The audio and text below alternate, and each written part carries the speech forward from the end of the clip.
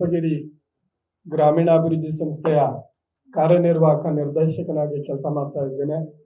ಈಗಾಗಲೇ ಆತ್ಮೀಯ ಮಿತ್ರರು ಕೇಳಿದ್ರು ಪುಷ್ಪಗಿರಿ ಎಲ್ಲಿ ಬರುತ್ತೆ ಅಂತೇಳಿ.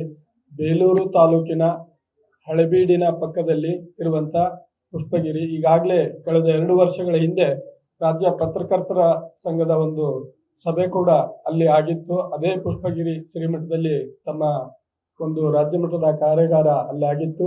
ಅದು ಯಾರೆಲ್ಲ ತಾವು ಹೋಗಿದ್ದೀರೋ ತಮಗೆಲ್ಲ ಗೊತ್ತಿದೆ ಅಂತ ನಾನು ಭಾವಿಸ್ಕೊಳ್ತೇನೆ.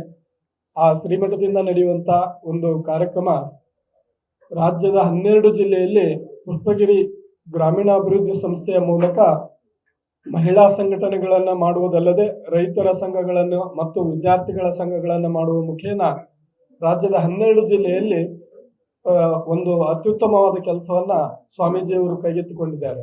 ಈ ನಿಟ್ಟಿನಲ್ಲಿ ಹಲವಾರು ಕಾರ್ಯಕ್ರಮಗಳನ್ನ ಈಗಾಗಲೇ ಕಳೆದ 5 ವರ್ಷಗಳಿಂದ ಮಾಡ್ತಲೇ ಬಂದಿದ್ದಾರೆ. ಇತ್ತೀಚೆಗೆ ಕಳೆದ 2 ವರ್ಷಗಳ ಹಿಂದೆ ತಮಗೆಲ್ಲ ಗೊತ್ತಿರುವಂತೆ ರಾಜ್ಯ ಮಟ್ಟದ ಮಹಿಳಾ ಸಮಾವೇಶವನ್ನ ಶಿಕಾರಿಪುರದಲ್ಲಿ ಬಹಳ ಅದ್ದೂರಿಯಾಗಿ ನಡೆಸಿಕೊಡ್ಲಾಯಿತು. ತದನಂತರದಲ್ಲಿ ಬೇರೆ ಬೇರೆ ಜಿಲ್ಲೆಗಳಲ್ಲಿ ರಾಜ್ಯ ಮಟ್ಟದ ಕಾರ್ಯಕ್ರಮಗಳು ನಡೀತಲೇ ಇದ್ದಾವೆ.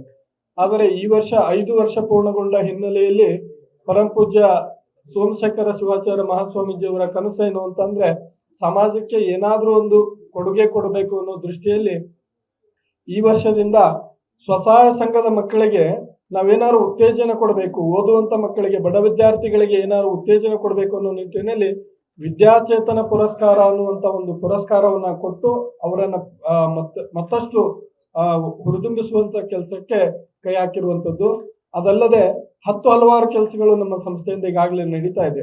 ಈಗಾಗಲೇ ತಮಗೆಲ್ಲ ಗೊತ್ತಿರುವಂತೆ ಇಸ್ರೋ ಮತ್ತು IAHR ನ ಅಡಿಯ ಸಹಯೋಗದಲ್ಲಿ ಭಾರತೀಯ ತೋಟಗಾರಿಕಾ ಸಂಶೋಧನಾ ಸಂಸ್ಥೆಯಲ್ಲಿ ನಡೀತಿರುವಂತಹ ತರಬೇತಿಗಳಿರ್ಬೋದು, ಮತ್ತೆ ಪುಷ್ಪಗಿರಿಯಲ್ಲೇ ಕೂಡ 3 ದಿನಗಳ ಕಾರ್ಯಾಗಾರಗಳು ನಡೀತಾ ಇದೆ. ನಿರಂತರವಾಗಿ ಈ ರೀತಿಯ ಜನಪರ ಕಾರ್ಯಕ್ರಮಗಳು ನಮ್ಮ ಸಂಸ್ಥೆಯಿಂದ ನಡೀತಾ ಇದೆ.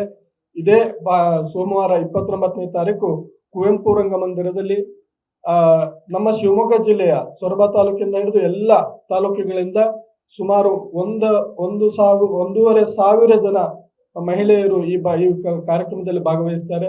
ಆ ಕಾರ್ಯಕ್ರಮದಲ್ಲಿ ವಿದ್ಯಾರ್ಥಿಗಳು ಕೂಡ ಭಾಗವಹಿಸ್ತಾರೆ. ಈಗಾಗಲೇ ನಮ್ಮ ಪುಷ್ಪಗಿರಿ ರಾಷ್ಟ್ರೀಯ ಧಾರ್ಮಿಕ ಪರಿಷತ್ ಅಂತ ಒಂದಿದೆ. ಆ ಧಾರ್ಮಿಕ ಪರಿಷತ್ನ ಸದಸ್ಯರಾಗಿರುವಂತ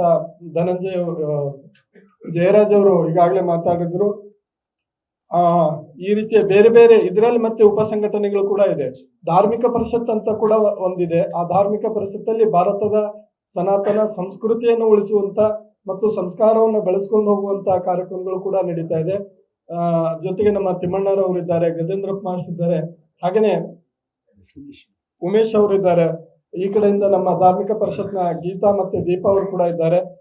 ಈ ಕಾರ್ಯಕ್ರಮದಲ್ಲಿ ಈಗಾಗಲೇ ನಮ್ಮ ಜಯರಾಜ್ ಅವರು ಹೇಳಿದಾಗೆ ಕಾರ್ಯಕ್ರಮದ ಉದ್ಘಾಟನೆಯನ್ನ ನಮ್ಮ ಜಿಲ್ಲೆಯ ಸಂಸದರಾಗಿರುವಂತ BY ರಾಘವೇಂದ್ರರವರು ಉದ್ಘಾಟನೆ ಮಾಡ್ತಾರೆ. ಮತ್ತೆ ಆಶಯ ನುಡಿಗಳನ್ನ ನೌಕರರ ಸಂಘದ ಅಧ್ಯಕ್ಷರಾಗಿರುವಂತ ಸಲಾಕ್ಷರಿ ಅವರು ಮಾತಾಡಲಿದ್ದಾರೆ. ಹಾಗೇನೆ ಭದ್ರಾವತಿ ತಾಲೂಕಿನ ಸಂಗಮೇಶ್ ಅವರು, ಮತ್ತೆ ಅರುಣ್ ಕುಮಾರ್ ಅವರು, ರುದ್ರೇಗೌಡರು, ಈ ಎಲ್ಲ ಮತ್ತೆ ಧನಂಜಯ ಸರ್ಜೆ ಅವರು, ಹೀಗೆ ಎಲ್ಲಾ ಗಣ್ಯರು ಈ ಒಂದು ಕಾರ್ಯಕ್ರಮದಲ್ಲಿ ಭಾಗವಹಿಸಿ ಅವರ ಹಿತನುಡಿಗಳನ್ನ ಮಾತಾಡ್ಲಿಕ್ಕಿದ್ದಾರೆ. ಜೊತೆಗೆ ವಿಶೇಷವಾಗಿ ಗುರುಗಳ ಪಾದಪೂಜೆಯೊಂದಿಗೆ, ಸಾಮೂಹಿಕ ಪಾದಪೂಜೆಯೊಂದಿಗೆ ಈ ಕಾರ್ಯಕ್ರಮ ಮುಕ್ತಾಯಗೊಳ್ಳುತ್ತದೆ. ಈ ಕಾರ್ಯಕ್ರಮಕ್ಕೆ ತಮ್ಮೆಲ್ಲರ ಸಹಕಾರ ಅತ್ಯಗತ್ಯವಾಗಿ ಬೇಕಾಗಿದೆ. ತಮ್ಮೆಲ್ಲರ ಸಹಕಾರವನ್ನ ಮತ್ತೊಮ್ಮೆ ನಾನು ಸಂಸ್ಥೆ ವತಿಯಿಂದ ತಮ್ಮಲ್ಲಿ ಕೇಳ್ಕೊಳ್ತಾ ಅವತ್ತಿನ ಕಾರ್ಯಕ್ರಮಕ್ಕೂ ಕೂಡ ತಾವೆಲ್ಲ ಭಾಗವಹಿಸಬೇಕು ಅಂತೇಳಿ ಮತ್ತೊಮ್ಮೆ ತಮ್ಮಲ್ಲಿ ಕೇಳ್ಕೊಳ್ತಾ ಇದ್ದೇನೆ.